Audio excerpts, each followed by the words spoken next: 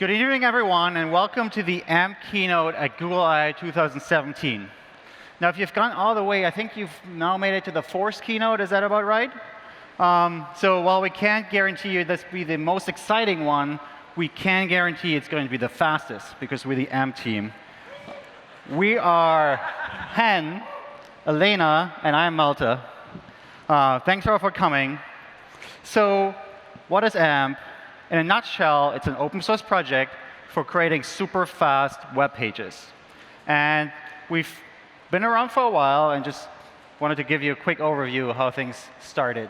So AMP was released as a developer preview in October 2015. And then in February 2016, for the first time, it was released to consumers as the AMP Top Stories carousel in Google Search.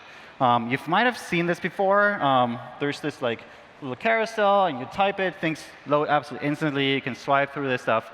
So this was the first time AMP came to users. Later that year, in the summer of 2016, we announced a project called AMP Ads that we're going to talk about later today. Then in September of that year, AMP became eligible for all normal Google search results. And things progressed. In 2017, we had the first ever AMPConf. If you've not been there, you should definitely come to the next one. It was really nice. And today, I'm excited to announce that this Top Stories carousel that used to be only available in some countries is now available worldwide in every single country where Google Search is serving web traffic. Thank you. Now, the things we want to talk about today is AMP across publishing and platforms. The topic I think we're most excited about right now, AMP in e-commerce. Since progressive web apps are kind of a thing at I/O, we kind of want to talk about how they relate to AMP. Since we're an open source project, we want to be open about the challenges that the project is facing and how we're addressing them. And then finally, we're going to talk about AMP ads. But let's just take a little bit of time as to why AMP is even a thing. What we found is that, web pages sometimes load slowly. On 3G, we're seeing on average 19 seconds. On the other hand, we know that with every second of load time, conversion rates drop by 7%. Similarly, bandwidth usage is a problem on mobile.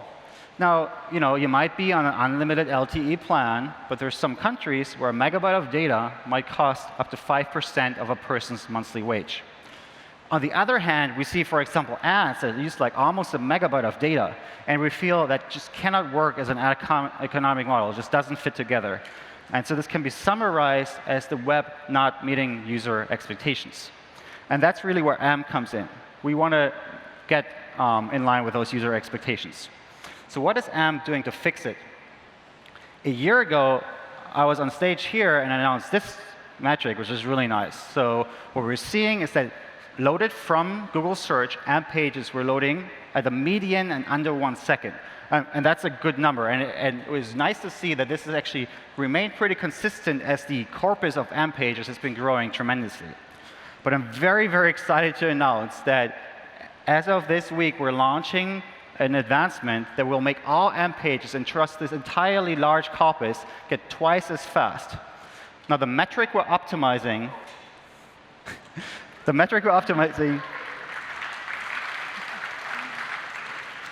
is the first contentful paint.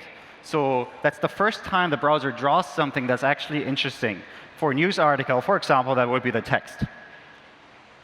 We've done other stuff to optimize performance. That's not even in this 2x improvement.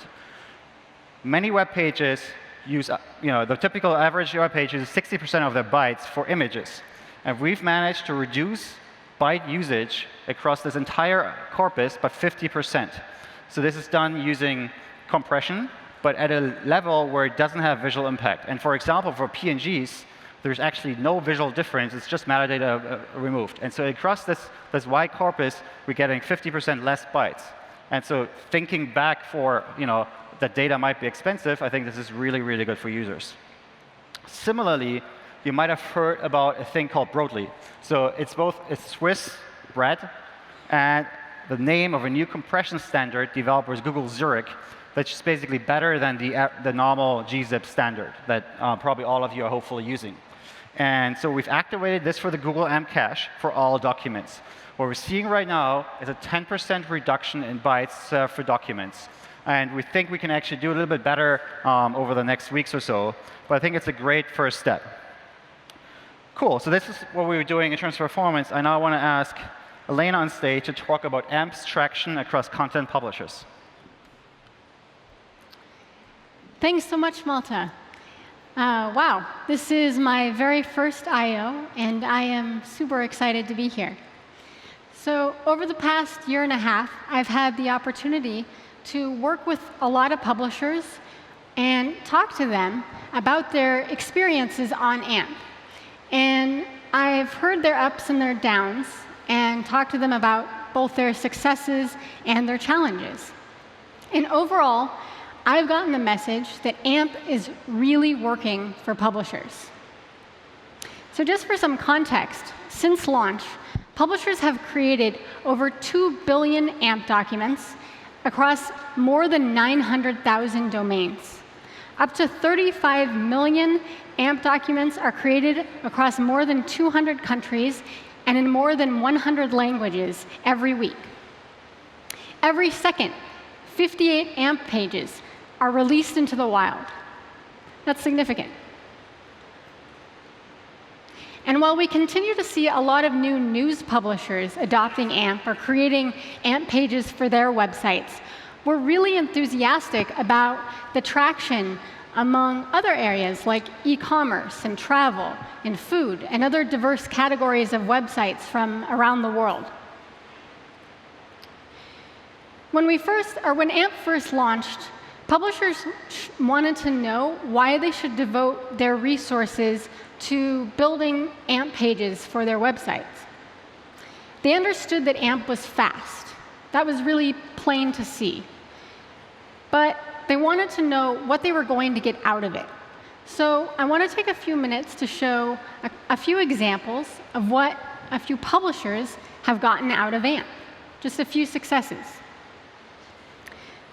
First, the Weather Channel has seen a 4x increase in click-through rates on AMP articles into their main site, up from 21% to 90% since launching at the beginning of the year. Having instant access to information, like where to expect golf ball-sized hail, like the hail seen in this screenshot, is really valuable to people. And the Weather Channel gets that. And AMP is clearly paying off for them. Terra offers a valuable resource for news and entertainment information to more than 100 million people monthly across Spain, Latin America, and the US. And after building AMP pages for their websites, they saw people spending twice as much time on their AMP pages compared to their regular mobile pages. They also saw a 33% increase on click-through rates on ads. That's huge.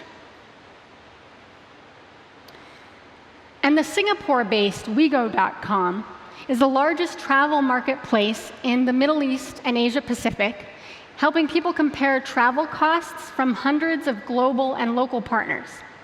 And they created AMP versions of landing pages that were designed to support popular search queries like cheap flights from Singapore to Bangkok. And what they found was that conversion rates to partner sites went up 95%, and search-to-conversion rates improved by 49%, which completely validated their effort. So we've been really impressed by the success publishers have seen on AMP, and we keep hearing more and more stories like these. So far, we've talked about the amazing growth of publishers and the performance they have seen on AMP. Another critical component of AMP is that it is open to all platforms on the internet. And already, a lot of platforms are supporting AMP. We've seen adoption from search engines to mobile apps, and they are an essential part of the AMP community. Bing, Pinterest, and LinkedIn are all linking to AMP pages and pointing users to a great, consistently fast experience. And recently, a few new platforms joined the AMP family, which we're really excited about. Yahoo Japan, as well as China's largest search engines, Sogo and Baidu, are now all connecting to AMP pages from their search results, bringing over 1 billion people across Asia a faster web experience. And in really exciting news, AMP has gone social in China. Tencent's Qzone, as well as Weibo, the top 2 social networking platforms in China, are now bringing all of the benefits of the AMP experience to their hundreds of millions of monthly active users. Qzone and Weibo, together with Baidu and Sogo, will enable almost all of the mobile internet users in China to experience the speed of AMP. And now to talk about a social platform a little closer to home. We're thrilled to share that in the coming weeks, Tumblr is rolling out support for AMP on more than 340 million of their blog pages. But those aren't all of our announcements. Nothing is more important to Twitter than getting users to the content that they're looking to reach quickly. They were an early supporter of the AMP project, launching in their Moments product in 2016.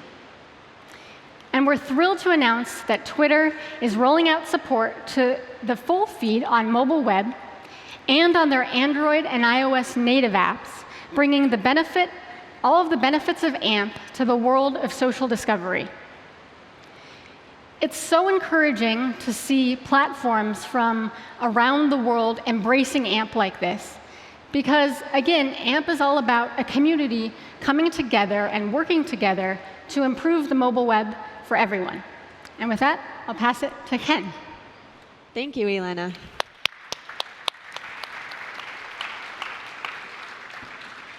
Hey, everyone. We're happy to announce that AMP is open for business. Now, when AMP first started, we targeted news publishers. But over the last year, we've seen a wide adoption of AMP across a variety of different verticals, from recipes to health to dictionaries. And as we were looking at all these AMP documents, we realized that while AMP is great for reading the news, AMP is even better for shopping on the internet, because AMP is focused on speed and performance, and shoppers are won and lost in the span of a second. You see, it wasn't that long ago when I was a new mom, and I was really struggling to figure out my new life, and to put things nicely, I really didn't have it together. I spent the first few weeks in my house, in my pajamas, did not know how to make things work. But I was lucky to be able to make all my purchases online on my mobile phone. Everything from ordering diapers, to booking plane tickets to see family, to buying food online.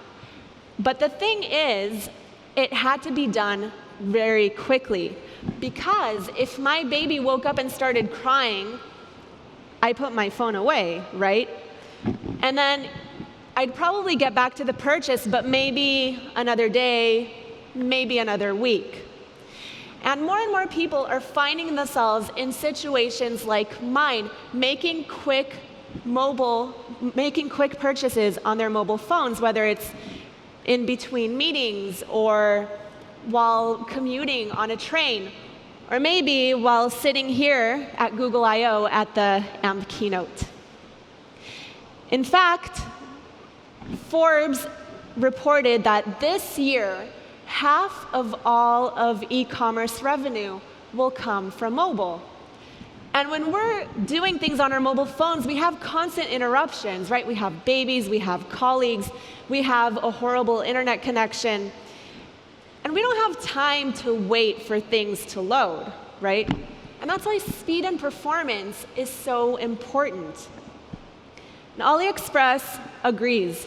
In fact, they reported that when they reduced their load time by 36%, they were able to increase their orders by 10.5%. and they were able to increase their conversion rates by 27.5%. People just want their lives made easier. And that's why it's important for us to focus on speed and performance so that we can help make people's lives easier. And this is where AMP comes in. So last year, AMP was not ready for e-commerce, but things are now changing. And a few months ago, we introduced AMP Form, which you can use to search for items or add items to a shopping cart. And today, we invite you to try out AMP Bind, the key ingredient for e-commerce in AMP. AMP Bind allows you to add custom interactivity to your website. So you can do things like refine an image gallery by color. You can choose a green apple or red delicious. You can update your product prices based on the size of the products. And you can tap on a button to show more items like we do here. And the cool thing that's happening is that to show these more items, we're bringing them via a server call without reloading the page. And you can use the same exact mechanic to show search results, or filter, or paginate, or sort a page. What this means is that it's now possible for e-commerce sites to use AMP and to get to parity with their canonical pages. And we have new e-commerce features coming out every single week, from dynamic form validation to payments, and currently we're working on autocomplete, on getting it out the door. So if you want to see code samples for e-commerce with AMP, go to ampbyexample.com/e-commerce. And to start playing with AMP Bind, go to bit.ly/AMPBind. Now we have retailers like eBay and Zalando and Alibaba, and they're all building super fast shopping experiences for their users with AMP. And AliExpress reported that they saw a 4% uplift in conversion via AMP. And Zalando, which is one of the top fashion e-commerce retailers in Europe, they've been rolling out AMP for their product detail pages. And finally, eBay. eBay believed early on that AMP clearly aligns with their core strategy. And they were one of the first e-commerce sites to bet on AMP in a big way. Last summer, they launched all of their product listing pages with AMP. And today, we're happy to announce that eBay is launching all of their product pages worldwide on AMP. And they'll go live this summer. This is going to enable users to search for a product on Google and buy it on eBay in mere milliseconds. So if you want to learn more about e-commerce and AMP, we have a dedicated session to just this topic. And you're welcome to join us Friday at 3:30 p.m. on stage 6. And now I'd like to welcome Malta back to the stage to talk to you about progressive web apps. Thank you, Hen.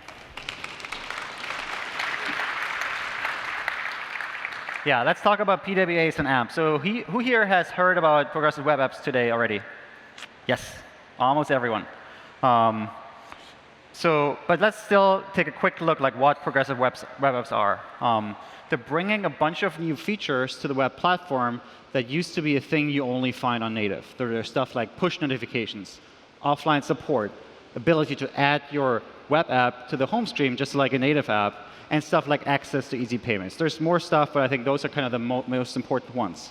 And what they're bringing is the long-term engagement that you would otherwise only find in native apps together with the discoverability of web apps. So, I work for Google. We built this search engine, and it kind of enables people to come to websites. That works really well. And other people have found that it's not as easy to get someone to install an app. PWAs bring those together and make a really, really good business case. Now, this is kind of where AMP comes in, because PWAs rely on this technology called service workers. And they're transparently installed when you first go to PWA. But there's this first time where user experience might not be as fast yet because you don't have the service worker installed. Now, last year here at Google I/O, Alex Russell, who's also kind of the inventor of PWAs in general, coined this term, start fast, stay fast. That's what AMP is doing. So if you build AMP pages and then have those AMP pages install the service worker, you have this continuous awesome user experience where the first contact with your brand is through your AMP page, and it loads in an instant. And then from there, you go on and have the awesome engagement features of PWAs. That was last year. We've consistently improved this experience. By the way, it's kind of an anagram. Awesome contribution from the internet. So what we've done is we've built infrastructure that makes it really easy to build your PWA based on your AMP pages. And it turns out that works really well. Again, it's great for users. They get the fast AMP first load time experience, and then your amazing PWA for subsequent visits. But it's also great for business, because it turns out that with this approach, you can invest in AMP today and then make that count for your investment in your PWA in the future. So basically, our message is, it's good bet to go AMP in today, because you kind of want to have a PWA, but it's a longer-term bet, but those are paying into the same destination. So this is kind of how the user flow works. User discovers content, so they might search for it on Google, or as referred earlier today from Elena, Twitter will start linking to AMP content across their apps, right? So they discover content, they click, it loads super fast because it's an AMP page. Now the AMP page installs your service worker in the background all silently, and every next click is getting the user into your PWA experience. There's a few companies out there who've already done this. For example, Xing, which is a German business social networks. They recently launched a PWA and AMP combo for the job search. So for example, you might search for a job on Google, which we've learned today is now more of a thing even. And you come to their landing page. That's an AMP page. It loads in an instant, installs the service worker, and then any click that gets you more into the funnel to actually get that job is driven by the PWA service worker and is super fast. Rakuten, which is a Japanese site that does all kinds of things, launched this for the recipe site. And they were seeing some great metrics. The time spent for users going through the AMP funnel went up by 50%. And the CTR from the landing page down into the other recipes, which is really, I think, the thing they're driving, went up by 3.6%. Now, I only scratched the surface. There's way more to this. So there's a talk tomorrow about Paul Backhaus going into detail on stage 6 at 9:30 a.m. That talks about how PWA and AMP work together. Next up is Elena again, talking about the challenges of AMP. Thanks, Malta. So as an open source initiative, we feel like it's really important to be transparent in acknowledging that not everything about AMP is perfect. And when the community shares feedback, AMP gets better. And the community has shared a lot of feedback. We really appreciate it. And so we thought we would take some time to share some of the feedback that we've heard and how we are working to address some of those challenges. So one bit of feedback we've heard is that all AMP pages look the same. And this can be true to an extent. We admit that we need to make it easier for publishers to build unique AMP pages that represent their own brand identities. We've also heard feedback from publishers having a hard time accurately measuring the success of their AMP pages. And to be honest, we messed up a little bit here. It's currently challenging to get metrics right. Another category of feedback we've heard is around AMP URLs displayed in Google Search, and I'll talk a little bit more about this.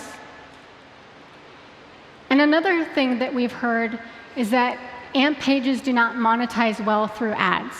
And it's true that there are a number of restrictions on bad ad behavior.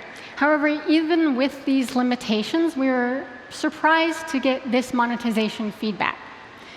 So now I'll go through each of these points of feedback and talk about how we're addressing them. So starting with the first one, that all AMP pages look the same. First of all, like all web pages, AMP pages are styled in CSS and are fully customizable. And anyone can build and contribute to the library of custom AMP components that allow for creative page design and flexibility. And that library of components is constantly growing with feedback from the community. And one new component that gives designers more flexibility is parallax. The parallax extension allows for an element on a page to move as if it is nearer or farther relative to the foreground on a page when the user scrolls, producing a 3D-like effect. But we realized that not everyone is a designer or has designer resources, and we really needed to take that into consideration. And so this past spring, we announced AMP Start. And AMP Start is a set of templates that can get anyone started quickly with AMP documents. And it eliminates a lot of the heavy lifting in terms of the design work. And we're working on building out this set of templates that people can choose from and modify to build their own unique AMP pages. And if you want to learn more about building beautiful, interactive AMP pages, be sure to check out the talk that's entirely devoted to this topic on Friday afternoon at 3:30. So another point of feedback is that it's currently challenging to get AMP metrics right. And the first thing I want to say is that AMP is still relatively new. And it really pushes the boundaries in terms of the kinds of user experiences that you can create. And in ensuring that content is as fast as it possibly can be, it takes advantage of things like platform caching and pre-rendering.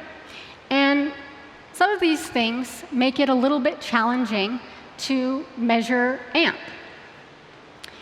And in the last few months, we've launched a few features like link and form substitutions to better assist publishers in attributing page visits back to AMP.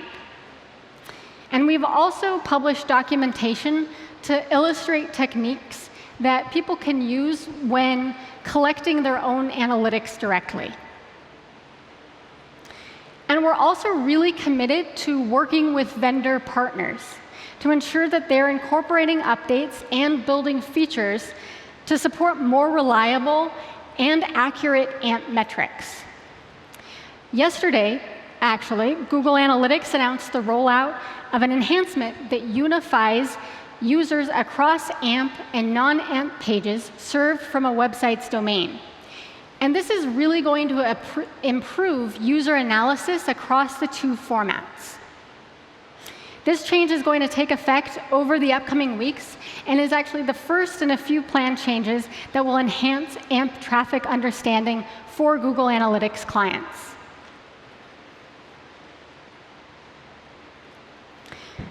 So another bit of feedback is that not everyone likes AMP URLs displayed in Google search. And more specifically, we've heard user and publisher feedback that it isn't easy to copy and paste links to articles on AMP. And it's frustrating to not be able to access the original article URL. And to that, we'd say that we agree. And actually, the AMP project adopted the guidance that platforms that are linking to AMP content should share the original article URLs when this is technically possible. Google Search has just rolled out a button across mobile web in the AMP viewer header where users can tap to display the publisher link and tap on the link itself to navigate to the canonical and long press to copy-paste. And on native apps where we have more control over sharing functionality, we always share the publisher URL. And the last thing I want to address is the feedback that AMP pages do not monetize well with ads. The Google Ad Exchange actually ran some tests comparing monetization for the same publisher across their AMP and non-AMP pages. And what they found was that over 90% of publishers experienced higher click-through rates, and over 70% of publishers experienced higher viewability on their AMP pages. And what we realized was that the publishers who had been underperforming on their AMP pages were actually just putting fewer ads on their AMP pages. But when comparing apples to apples in terms of ad placement, monetization results on AMP pages exceed non-AMP pages. They do better. So that's a great segue to Hen, who's going to talk all about AMP ads. Thank you.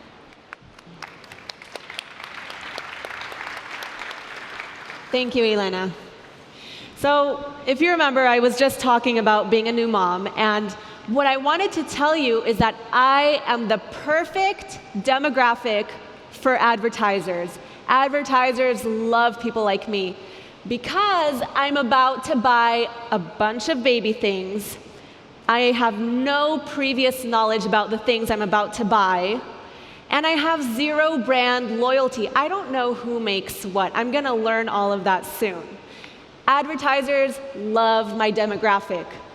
But remember, I'm also sleep deprived, so I'm tired because I didn't get to sleep at night. And I'm hungry because I didn't have time to eat. And I have a crying baby. So do you think that when I open a page, I'm going to sit there and wait for a slow ad to load? No way.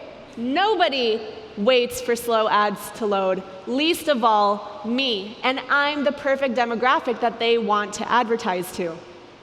If an ad wants to be seen, it better load quickly.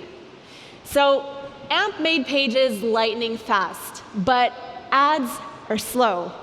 And we wanted to fix this. We wanted to make sure that ads can load at the same speed as our AMP pages, as the content on the AMP pages. And when we looked at ads, we realized that ads have the same problem as regular web pages. They're slow. They're disruptive. They have unwanted JavaScript with no performance guarantees. And they're potentially unsafe. And this is something we really care about. We want to make sure our users have a safe online experience.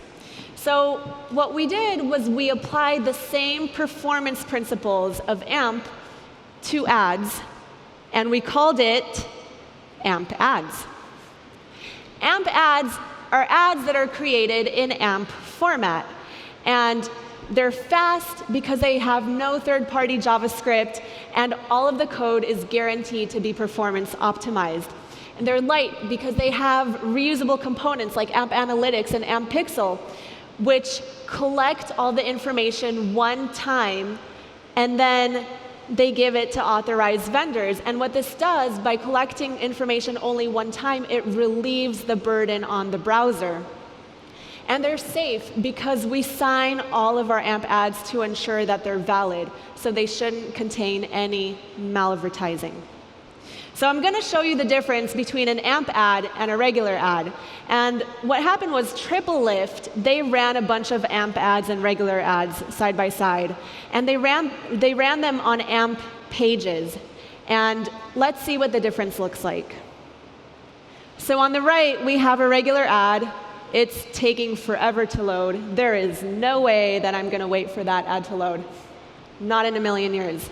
But on the left side, we have an AMP ad, and it loads instantaneously. I'm definitely going to have a chance to see that one.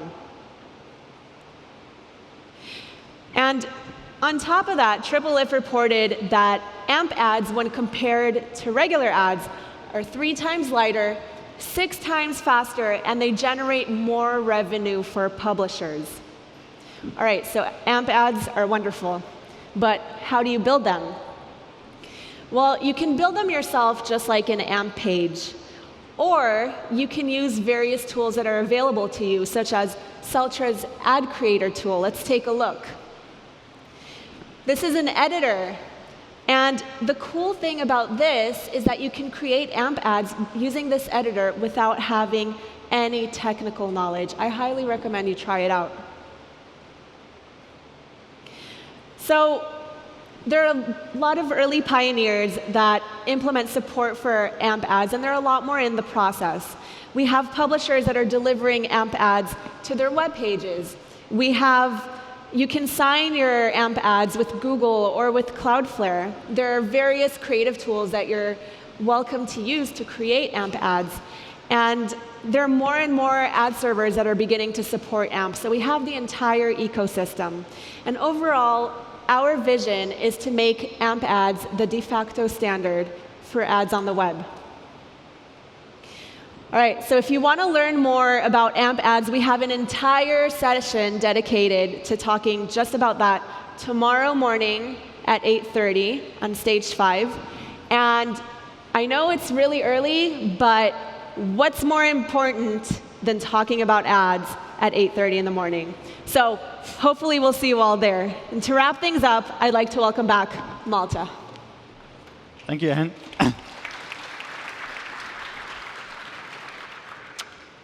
Right, I want to talk about contributing to AMP. So AMP is an open source project. I manage the team at Google that works full time on this project, but we really want this to be an open project, and we would like to have your contribution to it. We, as a project, we live on GitHub, and it has been in a way, a bit popular. So we just crossed through 10,000 stars, which I don't really know what that means, but I'm really excited about it. But way more important, over 400 of you have been contributing with actual pull requests with their own code to the AMP project. And I think this kind of proves it's a truly distributed, meaningful open source project. Now, we don't want to stand still at this stage, so we did a few things over the last months to make the project more transparent and to increase the level of engagement for the community to be a part of AMP. One thing we've done is we've launched these weekly design reviews on Hangouts. So here's a picture of my team, but there's people on the Hangout, and it allows everyone to go to our GitHub issue that we create every week, say, I would like to discuss this topic. You're on the agenda, and then you can discuss whatever you want to change about AMP with the AMP core team. You can become a member of the AMP core team. And when I say you, that includes us. So every single change we make, we create a design doc, and we put it on the agenda of this meeting and discuss it with the community, and you get to be a part of that. I'm also excited to announce that later this year, we're going to have the first ever AMP Contributor Summit, where we invite contributors to AMP here to Mountain View to discuss things in person.